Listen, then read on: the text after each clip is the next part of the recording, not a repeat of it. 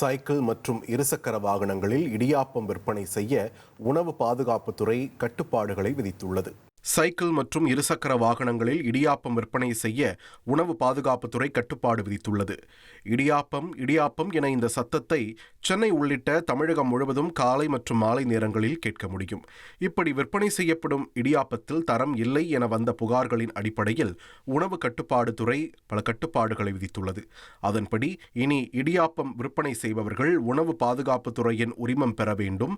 ஆண்டுக்கு ஒரு முறை இதனை புதுப்பிக்க வேண்டும் என்று தெரிவிக்கப்பட்டுள்ளது.